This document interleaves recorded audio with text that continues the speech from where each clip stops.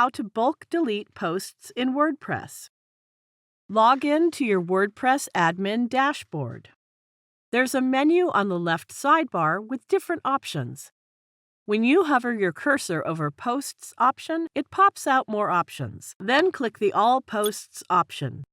This page shows all the posts that we have published so far. Any saved draft post is also shown here. Now check the boxes to select the posts you want to delete. Then select Bulk Actions, Move to Trash. You can also click this title box up here and select all posts at once. And then click the Apply button next to the Bulk Action button. This is how you delete posts in WordPress. I hope this video is useful for you. Thank you for watching.